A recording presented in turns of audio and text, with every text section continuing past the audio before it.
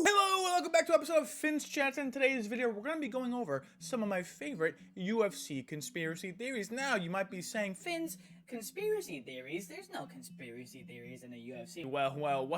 Well, you should tune into this video and stay to the very end because there are some spicy ones on this list. Let's get into it.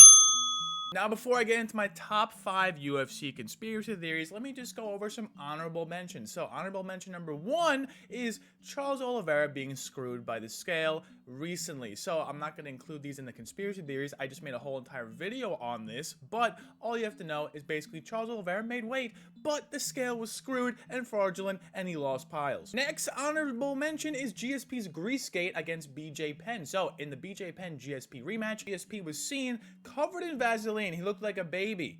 He was literally doused head to toe in Vaseline, and a lot of people say that that's exactly what was able to negate BJ Penn's BJJ against GSP. But if you actually watch the fight, GSP was mauling him anyway. I don't think, an extra ounce of Vaseline on his back is going to prevent BJ Penn from doing anything, so that's why it's an honorable mention. Next honorable mention, Conor McGregor's attack on Habib with the Dolly at the bus was planned. Now, this one I can kind of get behind, but considering the aftermath after the Dolly incident, I tend to think this is not true, so yeah. Next honorable mention, there are actually 3 Yoel Romeros. There's a Yoel Romero that actually fights in the octagon, there's a Yoel Romero that actually weighs in for the contest, and there's a Yoel Romero that gets drug tested. Trust me, I didn't think this was real, but honestly, it adds up. Last honorable mention is Tyron Woodley continues to lose fights on purpose because he wants to be known as a rapper and not a fighter. Take that as you may. Rolling in at number 5 on the conspiracy list is the weigh-ins that occurred at UFC 158 between GSP and Nate Diaz. At UFC 158, the main event was GSP versus Nate Diaz for the welterweight title, a fight that had been booked in years in the making and was finally about to happen. The fight was scheduled to take place at welterweight, and we all know that for a championship fight, you need to weigh in at exactly the weight limit or below it in order to be eligible for the title. It is said that GSP was actually a couple decimal points above 170, but there is video footage recovered by Nate Diaz's team that shows one of the judges for the scale saying the following controversial comment. He had said that even if the weight was 170.5, they would round it down, and it could be 170.9, and they'd still round it down to 170. So, did GSP actually become fat, and the Canadian Commission let it slide because he's GSP? That's what Nate Diaz says. There were also a couple other conspiracy theories surrounding this fight, like number 1,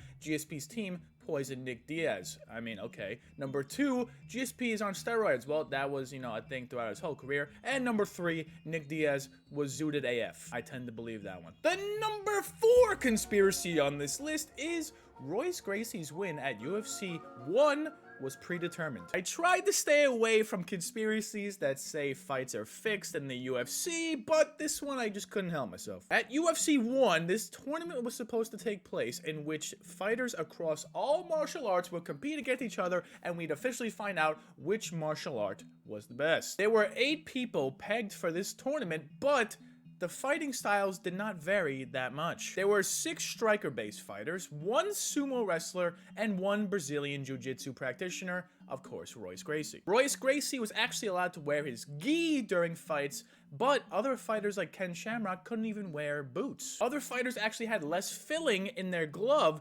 so that made it harder to punch people, meaning less power in their punches. All of the strikers that took part in this tournament had no jiu-jitsu and no wrestling background. Meanwhile, Royce Gracie did have some striking background. Keep that in mind. Basically, whenever a striker fought Royce Gracie, he would go for the double leg takedown and just tap them out very quickly because, he's Royce Gracie and he's a 3rd degree black belt in jiu-jitsu. Well, I'm not sure what you're expecting. The only tough matchup that was pegged for Royce Gracie this entire tournament was number 1, Ken Shamrock, but number 2, the sumo wrestler. How was he supposed to tap out a sumo wrestler? Well, no need to worry about that. When the sumo wrestler fought, he got kicked in the head. He did not get knocked out. He did not get flurried with punches so the ref would stop it. The ref simply stopped it because the sumo wrestler had a cut and was deemed unable to continue even though he was fine. And of course, Royce would later in the tournament fight Ken Shamrock, and he would submit him using his gi. He tapped him out with the gi. The conspiracy here is that the Gracies actually paid off the UFC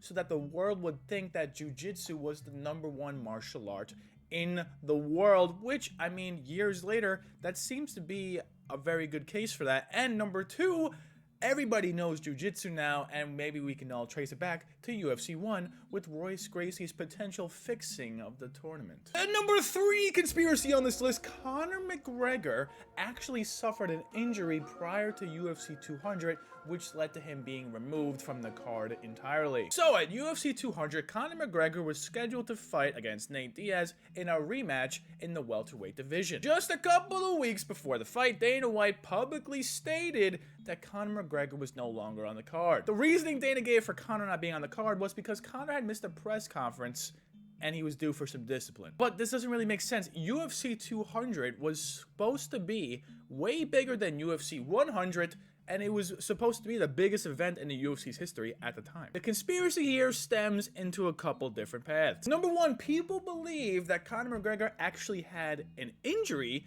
and he had to pull out of the fight, but considering he was notorious, get it? He was notorious for bashing fighters for pulling out of fights, that the UFC was like, you know what, we'll just pretend you didn't injure yourself and we're just gonna give you a discipline. Number 2, Conor may have tested positive for an illegal substance, but, you know, this second one doesn't really make sense because he fought, you know, a couple months later, so, I mean, take that with a grain of salt. Nothing, though, about this conspiracy, or just this event in general, makes sense because Conor was the biggest draw in the UFC at the time, so it makes sense for him to headline a card. And there were 2 title fights on the card, but the Conor versus Nate Diaz fight had no title on the line, and that was the headliner, and they removed Conor. It just doesn't make sense. Something had to have happened. Maybe some gambling. I don't know, man. Which is why, number 3, I think the real reason this happened is because Conor McGregor smashed Dana White's wife, and she's in his DMs. The number 2 conspiracy on this list is Colby Covington tested positive for steroids. I'm a little hesitant to believe this theory, but let's hear this one out. Colby Covington defeated Rafael dos Anjos at UFC 225 for the interim welterweight title. When you win the interim welterweight title, you're basically next in line for the championship fight. He was scheduled to face Tyron Woodley for the title, but he had to pull out because of a nose injury. The nose injury took a year to recover from, and then when he came back, he did not fight Tyron Woodley. He did not fight Kamaru Usman. He fought Robbie Lawler in a tune-up fight. So the conspiracy obviously starts with Colby should have came back and fought for the title and not Robbie Lawler. Why did he do that? Makes no sense. I mean, I guess tune-up fight, but like you're a UFC fighter, and I mean, what? So obviously this conspiracy does have some legs. I mean, number 1, a nose injury does not take a year to come back from. Number 2, why are you not fighting for the title when you come back? And number 3, the reason I didn't say yet is Colby Covington actually went on the Ariel Helwani show, and in the interview he kept saying how he would never take steroids, even though Helwani didn't even bring it up. Colby just kept saying, yeah, I would never take steroids. I would never do it to myself. So, but why did he keep saying that? Why did he keep saying that? Nobody's accusing him of that. That's like me saying, yeah, I don't have AIDS. I would never have AIDS. Don't trust me. I would never have AIDS. I would never be caught with AIDS. But, like, nobody's like... Do I have AIDS? The main rebuttal to this conspiracy is, why would the UFC protect Colby Covington when they didn't even protect fighters that were even better than him, like John Jones and TJ Dillashaw? Well, I agree with that rebuttal, and that's why I don't really put a lot of substance to this theory, but you'd have to be a nerd or a virgin to believe this one. Finally, the coup de grace of UFC conspiracy theories is this. Conor McGregor was attacked by a gunman backstage at UFC 229 prior to his big fight with Habib. Finally, a theory exists that can give an excuse for Conor losing to Habib. The conspiracy starts with John Anik on the commentator desk. So, John Anik said, "If I was a betting man, I wouldn't want to back Conor McGregor after what I've seen backstage." When he was asked about this exact comment later, he said he was referring to the circus that was going on backstage just because of how big the fight was. Well, that would affect Habib too, no? So why are you so anti-McGregor for that? Now, a couple weeks later on the Joe Rogan podcast, Rogan brings up how there was a gunman backstage at UFC 229, but he brushes this off and continues to talk about whatever else he talks about. Alchemy, I don't know. Now, on John Anik's podcast, the Anik and Florian podcast, Florian and Anik talked about this, and Florian tried to press Anik about it, but Anik, once again, pushed it off. The theory here is that a gunman somehow snuck behind backstage, pointed a gun at McGregor, and threatened him, saying that if he were to beat Habib, he would be a dead man. Another source I found is that even Islam Makhachev was seen making this signal towards Conor McGregor prior to his walkouts. What? Obviously, on the night of the promotion's biggest event ever, they would not want this information getting leaked to the public, especially the night of. I mean, maybe nights after you might want to release it, you know, give McGregor some excuse. That's the only reason why I don't really believe this theory 100%.